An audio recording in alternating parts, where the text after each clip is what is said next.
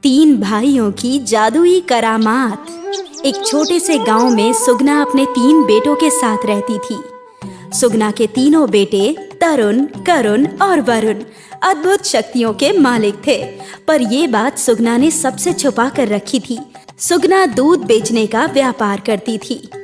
अरे तरुण, मैंने दूध दुह दिया है, तुम जाकर प्रमुख जी के घर दूध दे आओ। माँ, इतने सारे दूध का प्रमुख जी क्या करेंगे? उनके घर में शादी है, इस दूध की खीर और मिठाइयाँ बनेंगी। आराम से ले जाना, गिराना मत। भला मुझसे कभी कुछ गिरा है क्या माँ? तरुण ने दूध का घड़ा अपने सिर पर रख लिया और प्रमुख जी के घर की ओर चल पड़ा। रास्ते में उसका ध्यान भटका और वो एक पेड़ से टकराकर गिरने ही वाला था कि उसने अपनी शक्तियों का इस्तेमाल किया और उसने पूरी रफ्तार से घड़े को पकड़ लिया। दूध का एक छींटा तक जमीन पर नहीं छलका। आज तो बाल बाल बच गया। तरुण यहाँ वहाँ देख रहा था कि कहीं किसी ने उसे देखा तो नहीं, पर आसपास बस एक कुत्ता था और कोई नहीं। अच्छा हुआ किसी ने देखा नहीं। इसके बाद तरुण ने वो दूध का घड़ा प्रमुख जी के घर पर दे दिया और अपने पैसे लेकर लौट आया। तरुण की तरह बाकी दो भाई भी चमत्कारी थे। वरुण अपने साथ किसी को भी हवा में उड़ा सकता था और करुण हर चीज को सुंदर कर सकता था। अरे भाई, ये फूल तो नदी के पास रहकर भी मुरझा गए। कोई बात नहीं, मैं अभी इसे ठीक कर देता हूँ। करुण ने उस फूल की ओर इशारा किया और कहा, सुंदर हो जा। करुण के इतना बोलते ही वो फूल वापस खिल गया और उसे देखकर तरुण खुश हो गया। भैया, उन बादलों के पार क्या होगा? पता नहीं, चल देख कर आते हैं। करुण ने तरुण और वरुण का हाथ पकड़ा। ले चल हमें उन पहाड़ों के पार। तीनों भाई हवा में उड़ते हुए पहाड़ों की ओर चल पड़े। पहाड़ों का दृश्य अद्भुत था। रंग बिरंगे फूल, शांति और खूबसूरत वादियां। तीनों पहाड़ों का आनंद ले ही रहे थे कि एक ऋषि मुनि ने उन्हें आवाज लगाई। तरुण, वरुण, करुण। तीनों उनके पास आ गए। महाराज, आपको हमारे नाम कैसे पता? मैं सब कुछ जानता हूँ और ये भी जानता हूँ कि तुम तीनों में अद्भुत शक्तियाँ हैं। तरुण, तुम्हारी शक्ति रफ्तार है। वरुण, तुम्हारी शक्ति उड़ना है। और करुण, तुम्हारी शक्ति सुंदरता है। जी महाराज। तुम तीनों को ये शक्तियाँ एक अच्छे कार्य के लिए मिली हैं और समय आ गया है कि तुम उस कार्य को पूरा करो। कैसा कार्य महाराज?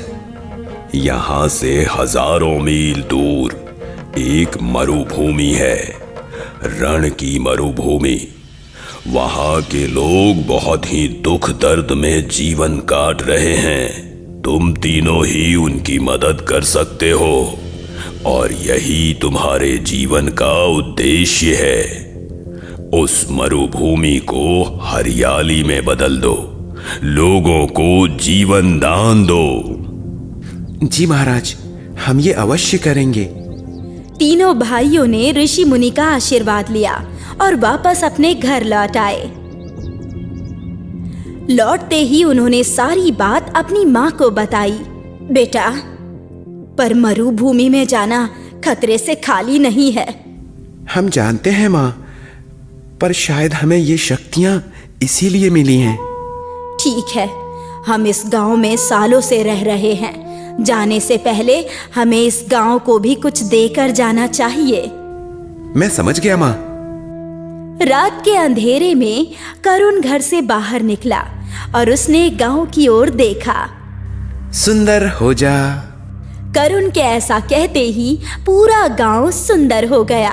पेड़ों पर फूल फल लग गए, छोटे छोटे घर बड़े और खूबसूरत हो गए। पल भर में गांव की काया ही पलट हो गई। माँ, अब हम यहाँ से जा सकते हैं क्या? हाँ बिल्कुल। तीनों बेटों ने सुगना का हाथ पकड़ा। ले चल हमें रन की मरुभूमि में। रात के अंधेरे में सुगना का परिवार रन की मरुभूमि में पहुंच गया। अंधेरे में ये कितना खूबसूरत लगता है ना माँ। जितना ये रात में खूबसूरत है उतना ही दिन में घातक है बेटा। वो लोग यहाँ वहाँ देख ही रहे थे कि कुछ लोगों ने उन पर हमला किया और उन पर जाल फेंका। वो आदिवासी लोग उन्हें पकड़कर अपने नायक के सामने ले गए। बाहरी लोग, तुम लोग यहाँ क्या कर रहे हो? क्या तुम लोग हम पर आक्रमण करने आए हो? नहीं नहीं, हम तो आपकी मदद करने आए हैं। तुम लोग हमारी क्या मदद कर सकते हो?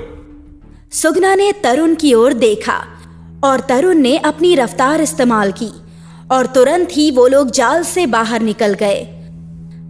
कबीले का नायक और वहां खड़े आदिवासी लोग हैरान थे। ये तुमने कैसे किया? अपने जादू से। मेरे तीनों बेटे अद्भुत शक्तियों के मालिक हैं और हम यहाँ तुम सबकी मदद करने आए हैं। वो कैसे? अभी बताते हैं, चलो हमारे साथ। वरुण ने अपनी माँ और भाइयों के साथ साथ नायक और कुछ आदिवासियों का भी हाथ पकड़ा और वो लोग एक ऐसे इलाके में आ गए जहाँ पेड़ तो थे पर सारे सूखे हुए। तुम मुझे यहाँ क्यों ले आए? सुगना ने करुण की ओर इशारा किया। सब सुंदर हो जा। करुण के ऐसा बोलते ही सारे पेड़ पौधे जीवित हो गए। उन पर हरे पत्ते लग गए और रंग बिरंगे फूल खिल गए और देखते ही देखते फल भी लग गए। ये देखकर नायक और आदिवासियों की आंखों से आंसू बहने लगे। उन्होंने सालों से हरे पेड़ पौधे नहीं देखे थे। शुक्रिया, तुम लोगों का बहुत बहुत शुक्रिया। बोलो बोलो, तुम्हें क्या चाहिए? मैं तुम्हें कुछ भी दे सकता हूं। हमें कुछ नहीं चाहिए, हम बस यहाँ आप लोगों की मदद करने आए हैं। धन्यवाद सिपाही, आज से ये हमारे मेहमान हैं और इनकी अच्छी तरह देखभाल करना। कुछ दिन सुगना और उसके बेटे नायक के घर में ही रहे मेहमान की तरह। और फिर एक दिन बरसात शुरू हो गई। मरुभूमि के सारे लोग बरसात में नाचने लगे। वाह, ये तो बहुत अच्छी बरसात है। हाँ, पर कुछ दिनों बाद ही हमारा सारा पानी खत्म हो जाएगा और हम एक बार फिर से पानी के लिए मोहताज हो जाएंगे। इस बार ऐसा कुछ नहीं होगा। वो कैसे? आप अपने आदमियों से कहकर जगह जगह जलाशय खुदवा दीजिए। जलाशय तो बन जाएंगे, पर वो भरेंगे कैसे? वो आप हम पर छोड़ दीजिए। जी। आदिवासियों ने जलाशय खोद दिए और अब जब तेज बारिश हुई तो सुगना ने अपने बेटों से बोला, वरुण, तुम तरुण को हवा में उड़ाकर हर जलाशय पर ले जाना और तरुण, तुम अपनी रफ्तार से बारिश के पानी को एकत्रित करके सारे जलाशय भर देना। जी माँ, हम अभी जाते हैं। वरुण तरुण को पहले जलाशय पर ले गया और फिर वरुण ने उड़ते हुए ही बारिश का सारा पानी एकत्रित किया और उस जलाशय को पूरी तरह से भर दिया। इसके बाद उन्होंने मिलकर कई और जलाशय भी पानी से भर दिए। ये मंजर मरुभूमि के लोगों के लिए अविश्वसनीय था। पहली बार उन्होंने इतना पानी देखा था। कबीले का राजा सुगना के चरणों में गिर गया। हे माँ, आपके अद्भुत बेटों ने तो चमत्कार ही कर दिया। इस मरुभूमि को जीवन दान दे दिया। हम आपके आभारी हैं। एक और उपकार कर दीजिए। कैसा उपकार? आज से आप हमारे साथ यहीं रहिए। हम आपको सर आंखों पर बिठाकर रखेंगे। आप लोगों ने हमारे लिए इतना कुछ किया है, अब हमें भी मौका दीजिए कुछ करने का। ठीक है। उस दिन से सुगना और उसके बेटे उसी राज्य में रहने लगे, पर अब वो राज्य मरुभूमि नहीं बल्कि एक खुशहाल राज्य था। इसी तरह कई साल बीत गए और अचानक एक पड़ोसी राज्य ने इस राज्य पर हमला कर दिया नायक ने एक बार फिर जादुई भाइयों की मदद मांगी और वो खुशी खुशी मदद करने के लिए तैयार हो गए। वरुण तीनों को उड़ाकर सरहद के पार ले आया। तरुण ने तेजी से हमला करना शुरू कर दिया, पर दुश्मन की सेना विशाल थी। मुझे नहीं लगता हम हमला करके जीत पाएंगे। अब मेरी बारी, मुझे उड़ाकर ले चल वरुण। वरुण ने करुण को हवा में उड़ाया और करुण ने दुश्मन की सेना की ओर देखा। सबका मन सुंदर कर दे। करुण के ऐसा बोलते ही सारे सिपाहियों ने हथियार फेंक दिए। युद्ध करना गलत है। आज से हम कभी युद्ध नहीं करेंगे। चलो वापस अपने राज्य चलते हैं। अब हम खुशी से रहेंगे। वो राज्य अपने सारे सैनिकों को लेकर वापस लौट गया और एक बार फिर तीनों भाइयों की जादुई करामात की वजह से रण की भूमि पर आने वाला संकट टल गया। नायक और वहां के लोगों ने तीनों भाइयों को कंधे पर उठा लिया। अब वो उनके भगवान थे। सही कहा था ऋषि मुनि ने, तीनों भाइयों का जन्म इस भूमि की रक्षा करने हेतु ही हुआ था। मक्खनपुर नामक राज्य में मिथिला नाम की एक औरत अपने 5 बेटों के साथ रहती थी। पांचों में अलग अलग गुण थे, क्योंकि ये बेटे भगवान की कृपा से उसके घर पर पैदा हुए थे। बड़ा बेटा था वो बिजली से खेल सकता था, छोटा बेटा था वो पानी को अपने वश में कर सकता था, वहीं मंझला बेटा काफी दर्द झेल सकता था और चौथा बेटा अपनी सांस रोक सकता था और 5वां बेटा हवा में उड़ सकता था। पर वो देखने में एक जैसे थे, क्योंकि वो जुड़वा पैदा हुए थे, जिस वजह से कोई भी उन्हें पहचान नहीं पाता था। और मिथिला ने भी ये बात सभी से छुपा कर रखी थी कि उसके 5 बेटे हैं, क्योंकि हमेशा एक बेटा ही सभी के सामने आता था और सभी उसे ही जानते थे, जिसका नाम लाखन था। लाखन, अरे तुम सभी सो जाओ, क्योंकि तुम्हें रात में समुद्र से सीप भी तो लानी है, जिससे हमें मोती मिल सके। हाँ माँ, हम सो जाते हैं, आप चिंता मत कीजिए। अरे चिंता की क्या बात है, तुम पांचों तो मेरे 5 रत्न हो और मुझे खुशी है कि हम सभी साथ हैं। हाँ माँ, और ऐसे ही हमेशा हम साथ रहेंगे, जिससे कोई भी हमारा कुछ नहीं बिगाड़ सकेगा। हाँ हाँ बेटो, अच्छा अब सो जाओ, बहुत रात हो गई है। इसके बाद वो सभी सो गए। आधी रात को सभी उठे और समुद्र में सीप पकड़ने के लिए नदी पर चले गए। अरे भाइयों, जब तक मैं समंदर का पानी अपने मुंह में करता हूँ, तब तक तुम लोग जल्दी जल्दी से सीप उठा लो। मैं सिर्फ 7 मिनट तक ऐसा कर सकता हूँ। हाँ हाँ भैया, हमें पता है, आपको रोजाना एक ही बात बताने की जरूरत नहीं है। हम जल्दी से सारी सीप उठाकर ले आएंगे। ठीक है, अब जल्दी से जाओ, मैं पानी अपने मुंह में भर लेता हूँ। और इसके बाद रामू ने सारा पानी अपने मुंह के अंदर भर लिया और इसके बाद उसके भाइयों ने जल्दी जल्दी सारी सीप उठा ली और फिर वो बाहर आ गए और फिर रामू ने सारा पानी छोड़ दिया। इसके बाद रामू ने कहा, आज सीप से मोती निकालकर चंदन बेचने जाएगा। ठीक है भैया, आज मैं जाता हूँ। और इसके बाद चंदन बाजार में मोती बेचने गया। सभी मछुआरों के मोती बहुत ही छोटे थे और बहुत को तो सीप मिलती भी नहीं थी, पर चंदन हमेशा बड़े बड़े मोती लाता था और उसके मोती कुछ ही देर में बिक जाते थे, जिस वजह से मछुआरे परेशान रहते।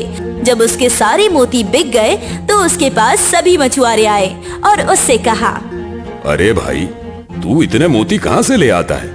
हमें तो इतनी सीप मिलती ही नहीं है। हाँ, ये एकदम ठीक कह रहे हैं। मुझे तो ऐसा लगता है कि तू जादू टोना जानता है, इसी वजह से तू इतनी सारी सीप ले आता है। अरे नहीं नहीं भैया, ऐसा कुछ भी नहीं है, आपको गलतफहमी हुई है। अरे हमें गलतफहमी नहीं हुई है, हम क्या देखते नहीं है? तू रोज कितने बड़े बड़े मोती लाता है, जबकि हमारे मोती कितने छोटे होते हैं और तेरे मोती हमसे जल्दी बिक भी जाते हैं। बता तू क्या करता है?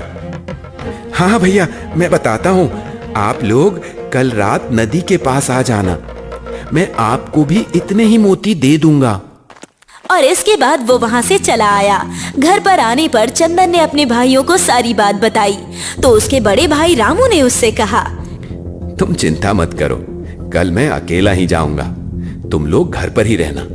इसके बाद रात के समय वहाँ पर सभी मछुआरे पहुँच गए और रामू ने उन सभी से कहा, अच्छा, मैं अपने अंदर इस समंदर का पानी ले लूंगा, पर मैं सिर्फ 7 मिनट के लिए ही ऐसा कर सकता हूँ। अगर तुम लोगों ने इतनी देर में सीप नहीं ली तो मैं पानी को छोड़ दूंगा। अरे हाँ, तुम चिंता मत करो, तुम जल्दी से पानी अपने अंदर लो। इसके बाद रामू ने समंदर का सारा पानी अपने मुंह के अंदर ले लिया और सभी मौका देखकर सीप चुनने लगे, पर उन्हें बहुत ज्यादा समय हो गया। रामू बार बार उन्हें बुला रहा था पर कोई भी सुन नहीं रहा था और हार कर उसने सारा पानी वापस समुद्र में छोड़ दिया। पानी के प्रभाव से वो सभी चिल्लाने लगे, बचाओ, बचाओ, कोई तो बचाओ, हम डूब रहे हैं, हमारी मदद करो। अरे बचाओ, बचाओ, हम मर रहे हैं, हम मर रहे हैं, हम डूब रहे हैं। हाँ, कोई तो बचाओ, इस रामू ने तो हमें मार डाला, बचाओ, बचाओ। और कुछ ही देर में सारे मछुआरे डूबकर मर गए। जब ये बात महाराज को पता लगी तो मछुआरों के परिवार वाले रामू को पकड़कर महाराज के पास ले आए। ये मैं क्या सुन रहा हूं? तुमने नदी में डुबाकर बहुत सारे लोगों को मार दिया है। नहीं नहीं मालिक, हमने चेतावनी दी थी कि मैं 7 मिनट से ज्यादा अपने मुंह के अंदर पानी नहीं रख सकता हूं, पर इन्होंने मेरी चेतावनी मानी ही नहीं, इसी वजह से यह हादसा हो गया। मुझे कुछ नहीं पता है, तुमने लोगों को मारा है और इसकी सजा यह है कि अब तुम्हें भी नदी में डुबा कर मारा जाएगा। तुम्हारी कोई आखिरी इच्छा है तो तुम हमें बताओ, हम वो जरूर पूरी करेंगे। हाँ हाँ मालिक, मेरी एक आखिरी इच्छा है कि मैं अपनी मां से मिलकर आऊं। ठीक है, तुम जाओ, तुम्हें कल समंदर के पानी में डुबा कर मारा जाएगा। और इसके बाद रामू अपने घर पर आया और सारी बात बताई। इस पर चंदन ने उससे कहा, भाई आप चिंता मत कीजिए, सब कुछ ठीक हो जाएगा। अगले दिन रामू समुद्र पर पहुंचा और इसके बाद राजा ने उससे कहा, अब तुम जाओ और जाकर इस समंदर में डूब जाओ। ये सुनकर रामू उस समुद्र में चला गया, पर समुद्र ने उसका कुछ नहीं बिगाड़ा। ऐसा लग रहा था मानो समुद्र उसका दास हो और वो उसी के इशारों पर चल रहा हो। ये देखकर सभी बहुत हैरान हुए। अरे ये क्या हो रहा है? रामू को तो कुछ हो ही नहीं रहा है। ऐसा लग रहा है मानो समंदर उसकी बात मान रहा हो और वो उसे कुछ कर ही नहीं रहा हो। ये देखकर राजा भी काफी हैरान हुआ और रामू समुद्र से बाहर आ गया। रामू को सही सलामत देखकर राजा ने उससे कहा, अरे ये कैसे हो गया? तुम्हें समंदर ने डुबोया क्यों नहीं? ऐसा कैसे हो सकता है? मुझे तो कुछ समझ में ही नहीं आ रहा। पर रामू चुपचाप वहां पर खड़ा रहा। इस पर राजा ने कहा, ठीक है, कल तुम्हें करंट दिया जाएगा, तब देखते हैं तुम कैसे बचते हो। क्या तुम्हारी कोई आखिरी इच्छा है? हाँ हाँ मालिक, मुझे अपने घर माँ से मिलने जाना है, क्योंकि कल पूरी रात मेरी माँ बहुत रोई है, क्योंकि जब उन्हें पता लगा कि मैं मरने वाला हूं तो उन्होंने रो रो कर अपना बुरा हाल कर लिया। ठीक है, तुम जाओ, अब तुम्हें कल बिजली से करंट दिलवाया जाएगा। इसके बाद रामू घर पर आ जाता है और सारी बात बताता है। इस पर लाखन ने कहा, आप भैया चिंता मत कीजिए, कल मैं आपकी जगह पर जाऊंगा, क्योंकि मुझे तो बिजली से कुछ होता ही नहीं है। ये सुनकर सभी लोग बहुत खुश हुए और फिर अगले दिन रामू की जगह पर लाखन वहां पहुंच गया और उसके बाद जैसे ही लाखन को करंट लगाया गया उसे कुछ नहीं हुआ, उल्टा उस व्यक्ति को करंट लग गया जो लाखन को करंट लगा रहा था। मुझे तो बहुत मजा आ रहा है इस बिजली के करंट से। आहा, धम ता धम ता धन ता धन दिन ता धन दिन ता धन ता धन दा दिन दा। आहा, ये देखकर लोग बहुत हैरान हुए। लोगों को समझ में ही नहीं आ रहा था कि आखिर रामू को करंट क्यों नहीं लग रहा है। ये देखकर राजा भी बड़ा हैरान हुआ और इसके बाद लाखन वहां से आ गया। इस पर राजा ने कहा, अरे ये कैसे हो सकता है? तुम्हें करंट क्यों नहीं लगा? मुझे तो कुछ समझ में ही नहीं आ रहा है। आखिर ऐसा कैसे हो सकता है? पता नहीं महाराज, मुझे तो कुछ भी नहीं पता है। आपने खुद ही देख लिया कि बिजली ने मेरा कुछ नहीं बिगाड़ा। हाँ, ये तो मुझे भी पता है। ज्यादा चालाक मत बनो। अब तो मैं कल तुम्हें बताता हूँ। कल तुम्हें मार मार कर अधमरा कर दिया जाएगा, यानी कि तुम्हारी गर्दन काट दी जाएगी। तब देखते हैं तुम कैसे बच जाते हो। क्या तुम्हारी कोई आखिरी इच्छा है? हाँ महाराज, मैं फिर से अपनी माँ से मिलना चाहता हूँ, क्योंकि उनकी तबीयत बहुत ज्यादा खराब है। इस वजह से मैं आखिरी बार उन्हें देखना चाहता हूँ। ठीक है, तुम जाओ। कल तुम्हारे 2 टुकड़े किए जाएंगे। इसके बाद लाखन घर पर आ जाता है और सारी बात अपने घर वालों को बताता है। इस पर चंदन ने कहा, भैया, कल मैं आपकी जगह पर जाऊंगा, क्योंकि आपको तो पता ही है कि मुझ पर मार का कोई असर नहीं होता है, ना ही मेरे टुकड़े हो सकते हैं। मैं बहुत ही मजबूत हूँ। हाँ, मुझे पता है। इसके बाद अगले दिन चंदन वहां पहुंच जाता है। उसके बाद जैसे ही एक आदमी चंदन के शरीर पर तलवार चलाता है, वो तलवार टूट जाती है, पर चंदन के शरीर को कुछ नहीं होता। ये देखकर राजा बहुत हैरान हुआ कि आखिर ये सब कैसे हो रहा है। और फिर सबसे अंत में राजा कहता है, अब इसे जमीन में गाड़ दिया जाएगा, जिससे ये जिंदा नहीं बच सकेगा। और इसके बाद राजा फिर उससे आखिरी इच्छा पूछता है और फिर से वो वही इच्छा बताता है। घर आने पर वो सारी बात अपने परिवार वालों को बताता है। इस पर रमेश कहता है, अब भैया मैं आपकी जगह पर जाऊंगा, क्योंकि मैं बहुत देर तक सांस रोक सकता हूँ। इसके बाद रमेश वहां पहुंच जाता है और उसे जमीन में गाड़ दिया जाता है। इसके बाद सभी वहां से चले आते हैं। जब रात होती है तो मिथिला अपने चारों लड़कों को लेकर वहां जाती है और जमीन खोदकर रमेश को बाहर निकाल लेती है और उनसे कहती है, अब हम ये गांव छोड़कर चले जाएंगे, हम दूसरे गांव में जाकर रहेंगे। इसके बाद 5वां बेटा उन 5 को एक बड़ी सी पोटली में रखता है और अपने कंधे पर बिठाकर उन्हें उड़ा ले जाता है और वो लोग गांव छोड़कर चले जाते हैं।